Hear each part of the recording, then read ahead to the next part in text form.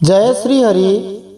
श्रीमद् भागवत महापुराण की सबसे महत्वपूर्ण स्तुति वेद स्तुति मानी जाती है, जो श्रीमद् भागवत महापुराण के दशम स्कंद के उत्तरार्ध के 87वें अध्याय में वर्णित की गई है। 28 श्लोकों में वर्णित हुई है। प्रायः भागवत कथाओं में इस वेद स्तुति को स्पर्श कर पाना बड़ा ही मुश्किल होता है। हमने इसकी रिकॉर्डिंग तैयार करी है। ये लगभग 3.25 घंटे की हुई है और प्रश्नों को और इन सबको मिला देंगे तो लगभग ये 5 घंटे की रिकॉर्डिंग हो जाएगी। किसी भी भागवत कथा में इतना विस्तार से वेद स्तुति अथवा दूसरी स्तुतियों के बारे में बता पाना मुश्किल है, परंतु यदि आप भागवत की कथा सीखना चाहते हैं अथवा भगवत लीला को गंभीरता से जानना चाहते हैं, आपके लिए बड़ा ही सुंदर अवसर है कि आप गहराई से भगवान की लीला को समझें।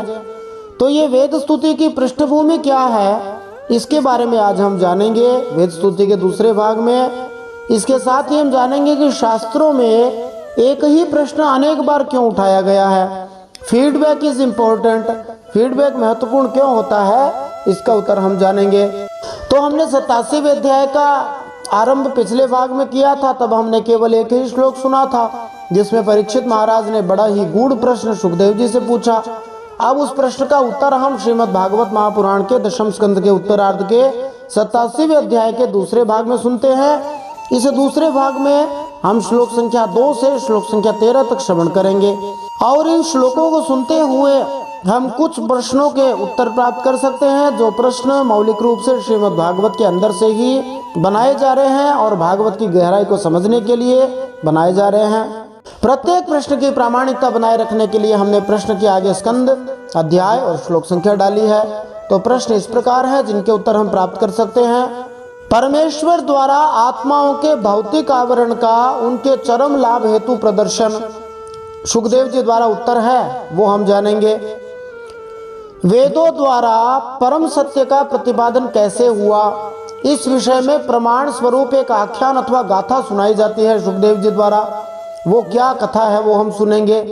देवर्षि नारद और नारायण ऋषि का आख्यान हम जानेंगे। बदरिकाश्रम अथवा कहो बद्रीनाथ में भगवान श्री विष्णु किस रूप में नित्य निवास करते हैं, आज भी वहां रहते हैं। यदि कोई भक्त हो तो उसे वहां दर्शन अवश्य हो सकते हैं।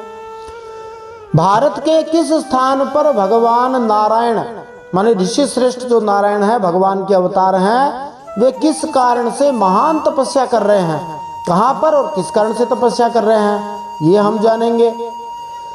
पुराणों में कलाप ग्राम का बड़ा उल्लेख हुआ है। इस कलाप ग्राम की क्या महत्ता है, ये हम जानेंगे। एक ही प्रश्न अनेक बार क्यों पूछा गया है, ये हमारा महत्वपूर्ण प्रश्न है, इसके बारे में हम जानेंगे। यही प्रश्न पहले परीक्षित महाराज ने सुखदेव जी से पूछा। सुखदेव जी ने सीधा उत्तर नहीं दिया, पुराणों की ये विशिष्ट शैली है। फिर यही प्रश्न देवर्षि नारद जी ने भगवान नारायण ऋषि से पूछा और फिर यही प्रश्न जनलोक के अंदर चारों सनकादियों ने आपस में जब चर्चा करी थी तब पूछा था, आपस में पूछा था और तब सनंदन जी ने उत्तर दिया था। जनलोक में हुए ब्रह्मसत्र से नारद जी क्यों अनुपस्थित रहे, ये हम जानेंगे। शास्त्रों में पुष्टि, प्रतिपुष्टि अथवा कहो फीडबैक आधारित उत्तर देने की विशेष विधि के बारे में हम जानेंगे। सीधा उत्तर देने के स्थान पर फीडबैक आधारित प्रमाण के आधार पर दूसरे की आख्यान कथा के आधार पर उत्तर क्यों दिया जाता है। और फिर हम जानेंगे कि सृष्टि की उत्पत्ति मानी प्रभात के समय साक्षात वेदों द्वारा परम भगवान महाविष्णु को कैसे जगाया जाता है। आइए इन सब प्रश्नों के उत्तर जानने के लिए आज हम दशम स्कंद के उत्तरार्ध के 87वें अध्याय के वेद स्तुति के दूसरे भाग का श्रवण करते हैं, जिसमें हम श्लोक संख्या 2 से श्लोक संख्या 13 तक श्रवण करेंगे। राजा परीक्षित इस दुविधा में है कि वेदों के शब्द किस तरह परम सत्य का प्रत्यक्ष वर्णन करते हैं। अब श्री सुखदेव जी उत्तर देते हैं। जैसा गंभीर प्रश्न है वैसा ही गंभीर उत्तर सुखदेव जी देंगे और इस उत्तर की भी बहुत लंबी चौड़ी व्याख्या हमें करनी होगी, तब जाकर इसके भावों को हम समझ पाएंगे। ये अध्याय इतना महत्वपूर्ण है कि इसके बहुत सारे भाग बन सकते हैं, परंतु हम इसको समझने का धीरे धीरे समझने का प्रयास करेंगे। ये श्री भगवान की कृपा से ही हो पाएगा। श्री शुक उवाच बुद्धीन्द्रिय मनः प्राणान् जनानाम सृजत् प्रभु मात्रार्थं च भवार्थं च आत्मने कल्पनाय च। श्री सुखदेव जी उत्तर देते हैं, देखो परीक्षित, भगवान सर्वशक्तिमान है और गुणों के निधान है। श्रुतियां स्पष्टतः सगुण का ही निरूपण करती हैं, निर्गुण का निरूपण कैसे कर सकती हैं?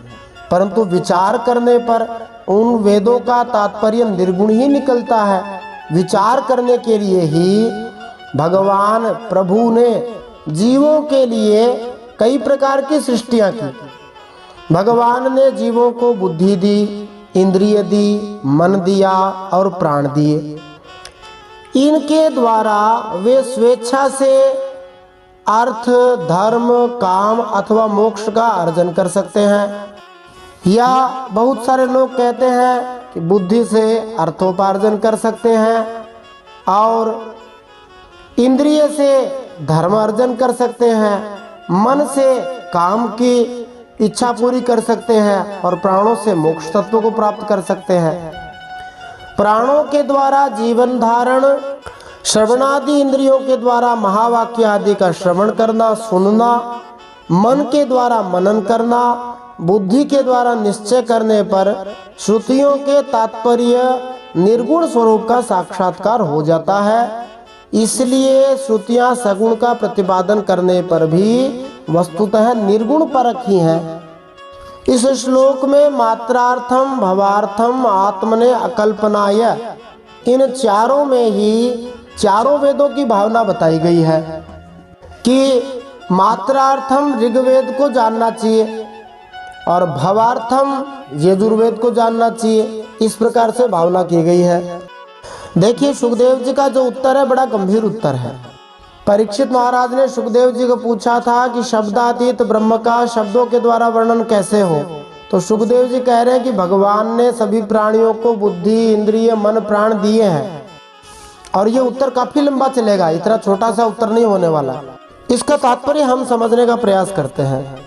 सृष्टि के उदय काल में जब जीव भगवान श्री विष्णु के दिव्य शरीर के भीतर सोए पड़े थे, तो जीवों के लाभ के लिए श्री भगवान ने जीवों को बुद्धि, मन इत्यादि आवरणों को भेजकर सृष्टि प्रक्रम आरंभ किया। जैसा कि यहाँ कहा गया है, श्री विष्णु स्वतंत्र स्वामी है, प्रभु है, वे पराधीन नहीं है किसी के, और सारे जीव उनके जन अर्थात अधीन है, इसलिए जना नाम दिया। इसलिए हमें समझना चाहिए कि प्रभु ने जीवों के लिए ही इस विराट जगत की रचना की है। इसमें उनका एकमात्र उद्देश्य केवल दया ही था। भगवान दया के कारण ही हम सबको मनुष्य शरीर देते हैं, जिससे हम सब जीवों का कल्याण हो जाए। बनाते भी भगवान है खेल के लिए। श्रील विश्वनाथ चक्रवर्ती ठाकुर की टीका है कि इस श्लोक में चय शब्द का बारंबार आना इस बात का सूचक है कि श्री भगवान जो कुछ भी देते हैं न केवल मुक्ति का मार्ग अपितु धार्मिक जीवन में क्रमशः उन्नति और समुचित इंद्रिय तृप्ति उसका महत्व है। मात्रार्थम च, भवार्थम च, आत्मने कल्पनाय च, ऐसे च बार बार आ रहा है। इन सारे प्रयासों में जीव अपनी सफलता के लिए भगवत कृपा पर निर्भर करते हैं। बुद्धि, इंद्रियां, मन, प्राण के बिना जीव कुछ भी उपलब्धि नहीं कर सकता। न तो स्वर्ग प्राप्त कर सकता है, न ज्ञान द्वारा शुद्धि कर सकता है, न ध्यान योग में 8 सिद्धियां प्राप्त कर सकता है, न भक्ति योग द्वारा प्राप्त की जाने वाली शुद्ध भक्ति जो श्री भगवान के नामों के सुनने और कीर्तन से आरंभ होती है, वो भी नहीं कर सकता। इसलिए बुद्धि, इंद्रिय, मन, प्राण सब साथ में रहना चाहिए। भगवान ने तो गीता में कहा है, मय्येव मन आधत्स्व मयि बुद्धिम निवेशय, मेरे में मन लगा दो, बुद्धि लगा दो, तो ये लगेंगे तभी तो काम होगा। मुंडकोपनिषद में कहा गया है, यह सर्वज्ञ सह सर्वविद यस्य ज्ञानमयम तपः, जो सर्वज्ञ हैं और जिनसे समस्त ज्ञान की शक्ति प्राप्त होती है वे सबसे अधिक बुद्धिमान हैं। कई जगह पर यह बात कही गई है बृहदारण्यकोपनिषद में, सर्वस्य वशी सर्वस्येषानः, वे हर एक के स्वामी तथा नियंत्रक हैं। यह पृथिव्याम तिष्ठन् पृथिव्या अन्तरः, वे परमात्मा जो पृथ्वी के भीतर भी हैं और उसमें व्याप्त भी हैं। और भी लिखा है शोकामयत बहुश्याम प्रजा ये। भगवान अकेले थे, उन्होंने इच्छा करी कि माने खो जाऊं। आइतरे उपनिषद में कहा है स आईक्षत तत्तेजो सृजत। उन्होंने अपनी शक्ति के ऊपर दृष्टि फेरी, जिसके बाद उन्होंने सृष्टि प्रकट की। तैत्तिरीय उपनिषद की घोषणा है सत्यम ज्ञानम अनंतम ब्रह्म। ब्रह्म असीम है, सत्य है और ज्ञान है।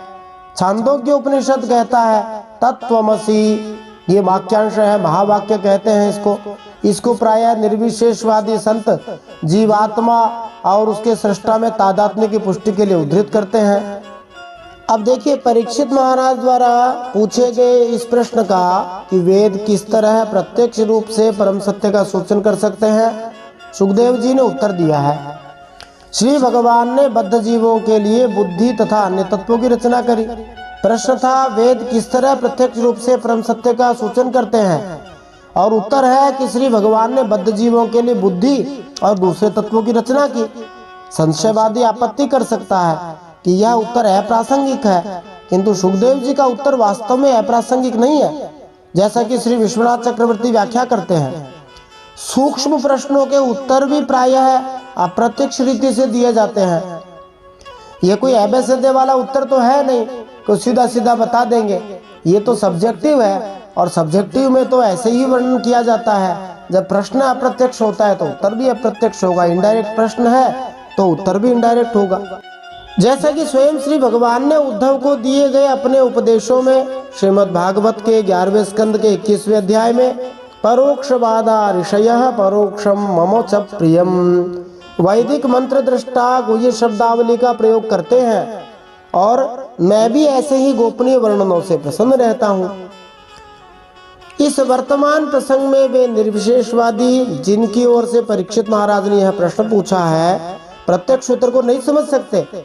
इसलिए सुखदेव जी यह परोक्ष उत्तर देते हैं। तुम कहते हो कि ब्रह्म का वर्णन शब्दों द्वारा नहीं किया जा सकता, किंतु यदि भगवान ने बुद्धि मन इंद्रियां न बनाई होती तो ध्वनि आदि अनुभव की जाने वाली वस्तुएं तुम्हारे ब्रह्म की ही तरह अवर्णनीय रह जाती। तब तो तुम जन्म से अंधे और बहरे रहते और भौतिक स्वरूपों तथा ध्वनियों के बारे में कुछ भी न जान पाते। ब्रह्म की बात तो कोसों दूर रहती। इसलिए जिस तरह दयालु ईश्वर ने हमें अनुभव करने की अनुभूति और दृष्टि ध्वनि आदि की अनुभूति का अन्यों को वर्णन करने के साधन प्रदान किए हैं, उसी तरह वे ही ईश्वर किसी न किसी को ब्रह्म की अनुभूति करने की ग्रहणशील क्षमता प्रदान कर सकते हैं।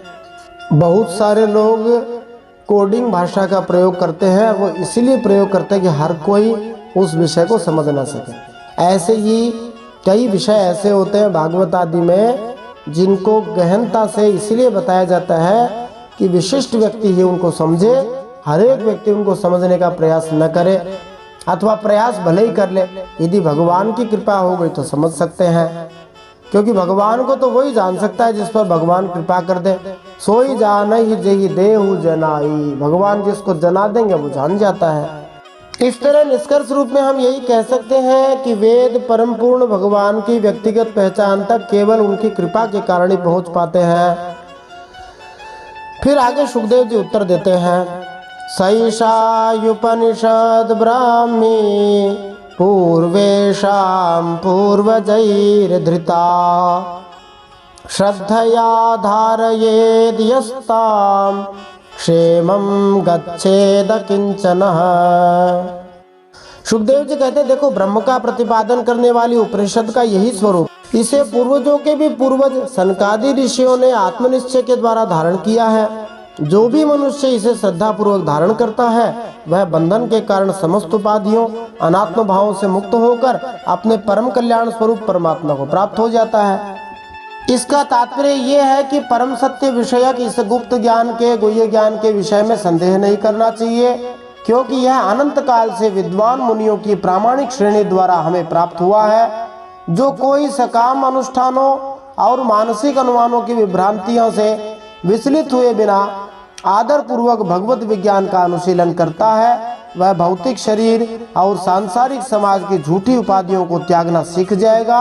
इस तरह पूर्णता की प्राप्ति के योग्य बन जाएगा। तो मानो सुखदेव जी कहते हैं कि प्रश्न भले ही तुम्हें जटिल लगे, गंभीर लगे और ऐसा लगे कि इसका उत्तर नहीं दिया जा सकता, परंतु वास्तव में यही कहते हैं कि कोई प्रयास करता रहेगा और श्री भगवान की कृपा हो जाएगी तो ब्रह्म को अवश्य जान जाएंगे। अब इस प्रसंग में एक उदाहरण के द्वारा जो है एक संवाद का, इतिहास का उल्लेख करते हुए सुखदेव जी महाराज कहते हैं, कहानी कथा थोड़े से बताने से, जोड़ने से थोड़ा और समझ में आ जाएगा। तत्र ते वर्णयिष्यामि गाथां नारायणान्वितां नारदस्य च संवाद मृषेर्नारायणस्य च। देखो परीक्षित, इस विषय में मैं तुम्हें एक कहानी सुनाता हूँ, गाथा सुनाता हूँ। उस गाथा के साथ स्वयं भगवान नारायण का संबंध है और वह गाथा देवर्षि नारद और ऋषि श्रेष्ठ नारायण का संवाद है। जब भगवान श्री विष्णु नारायण के रूप में आते हैं, वे ही भगवान नारायण हैं, उनसे जुड़ी हुई बात है। तो भगवान नारायण तो सब सृष्टि के आदि मूल हैं ही, उनसे जुड़ा है, जिसका मतलब उत्तर अच्छा ही मिलेगा। तो सुनाइए महाराज। एक बार क्या हुआ, एकदा नारदो लोकान पर्यटन भगवत प्रियः सनातन ऋषिं द्रष्टुम ययौ नारायणाश्रमम्। एक समय की बात है, भगवान के प्यारे भक्त देवर्षि नारद जी विभिन्न लोकों में विचरण करते हुए सनातन ऋषि भगवान नारायण का दर्शन करने के लिए बद्रिकाश्रम गए।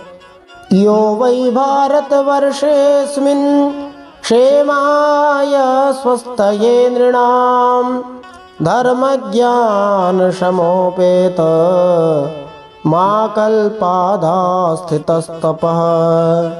भगवान नारायण मनुष्यों के अभ्युदय माने लौकिक कल्याण और परम निश्रेयस माने भगवत स्वरूप अथवा मोक्ष की प्राप्ति के लिए इस भारतवर्ष में कल्प के प्रारंभ से ही धर्म, ज्ञान और संयम के साथ महान तपस्या कर रहे हैं।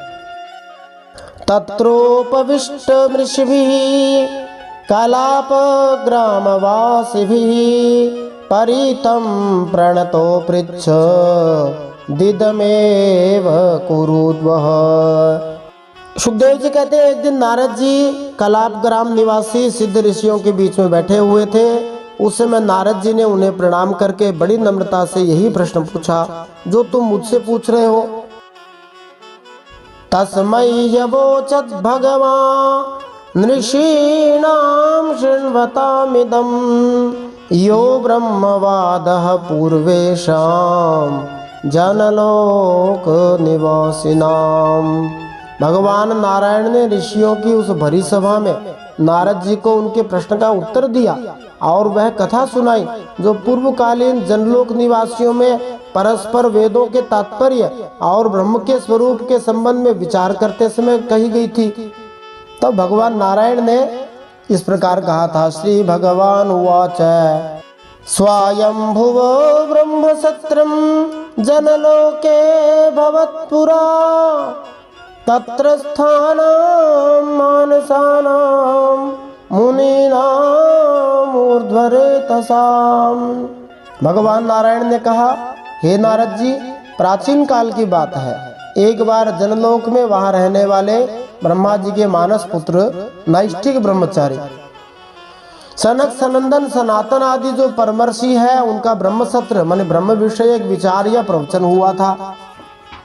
जनलोक का प्रत्येक ऋषि ब्रह्म के विषय में अच्छी तरह बोल सकता था, ऐसे श्रीधर स्वामी जी की व्याख्या है। सभी ब्रह्मज्ञानी ही थे। तब ऐसा जब नारद जी ने सुना कि ऐसा ब्रह्म विषय सत्र हुआ, तब नारद जी के मन में आया कि अरे महाराज, मैं कहाँ था उस समय, मैं उस यज्ञ में, उस चर्चा में शामिल नहीं हो सका। तो भगवान कहते हैं, श्वेत द्वीपम गतवती त्वयि द्रष्टुम तदीश्वरम ब्रह्मवादः सुसंवृत्तः श्रुतयो यत्र शेरते तत्र हायमभूत प्रश्नस्त्वं मां यमनुपृच्छसि। भगवान नारायण ने कहा, हे नारद जी, उस समय तुम मेरे श्वेत द्वीप में रहने वाले अनिरुद्ध मूर्ति का दर्शन करने के लिए श्वेत द्वीप गए हुए थे। उस समय वहां उस ब्रह्म के संबंध में बड़ी ही सुंदर चर्चा हुई थी, जिसके विषय में श्रुतियां भी मौन धारण कर लेती हैं। स्पष्ट वर्णन न करके तात्पर्य रूप से लक्षित कराती हुई उसी में सो जाती हैं। उस ब्रह्म सत्र में यही प्रश्न उपस्थित किया गया था जो तुम मुझसे पूछ रहे हो कि जो शब्दों से अतीत ब्रह्म है उसका शब्दों से वर्णन कैसे, ब्रह्म को कैसे समझे। तुल्य श्रुत तपः शीलास् तुल्य स्वीयारि मध्यमाः अपि च क्रुः प्रवचन मेकं शुश्रूषवो परे। सनक, सनंदन, सनातन, सनत कुमार ये चारों भाई शास्त्रीय ज्ञान, तपस्या और शील स्वभाव में समान हैं। उन लोगों की दृष्टि में शत्रु, मित्र और उदासीन एक जैसे हैं। फिर भी उन्होंने अपने में से सनंदन को तो वक्ता बना लिया और शेष भाई सुनने की इच्छुक बनकर बैठ गए। तो वक्ता बने सनंदन जी और श्रोता बने हैं सनक, सनातन और सनत कुमार। अब ऐसा ही प्रश्न आपस में पूछा गया था। अब एक ने उत्तर देना शुरू किया, श्री सनंदन जी ने। श्री सनंदन उवाच स्वसृष्टमिदमापीय शयानं सह शक्तिभिः तदन्ते बोधयाञ्चक्रुस् तल्लिङ्गैः श्रुतयः परम् यथा शयानं सम्राजं वन्दिनस्तत्पराक्रमैः प्रत्यूषे भेत्य शुश्लोकैर्बोधयन्त्यनुजीविनः। श्री सनंदन जी ने कहा, जिस प्रकार प्रातः काल होने पर सोए हुए सम्राट को जगाने के लिए उनके जो सेवक बंदीजन हैं उनके पास आते हैं, तरह तरह के गीत गाते हैं और अपने सम्राट को जगाते हैं, सम्राट के पराक्रम और सुयश का गान करके उसे जगाते हैं, वैसे ही जब परमात्मा अपने बनाए हुए संपूर्ण जगत को अपने में लीन कर ले अथवा अपने अंदर समेट ले और अपनी शक्तियों के सहित सोए रहते हैं, तब प्रलय के अंत में श्रुतियां उन भगवान का प्रतिपादन करने वाले वचनों से उन्हें इस प्रकार जगाती है। ऐसा सनंदन जी ने कहा। ये वेद स्तुति इतनी गंभीर है कि इस वेद स्तुति पर जगत गुरु श्री रामभद्राचार्य जी महाराज ने शायद 7 दिनों तक कथा करी है और वहां पर इन्होंने स्वसृष्ट मिदमापीय इस श्लोक की कई बहुत लंबे समय तक व्याख्या करी है, घंटे भर से ज्यादा तक व्याख्या करी है। उतना तो हम नहीं कर सकते, परंतु हम इतना समझ सकते हैं कि सृष्टि के समय भगवान महाविष्णु की श्वास से सबसे पहले वेद प्रकट होते हैं और वे साकार रूप में भगवान श्री विष्णु को योग निद्रा से जगाकर उन भगवान श्री विष्णु की सेवा करते हैं।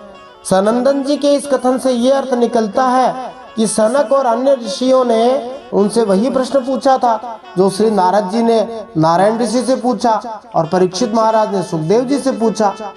सनंदन फिर से इस प्रश्न का संदर्भ साक्षात वेदों द्वारा भगवान महाविष्णु से पूछे गए प्रश्न से जोड़ते हैं।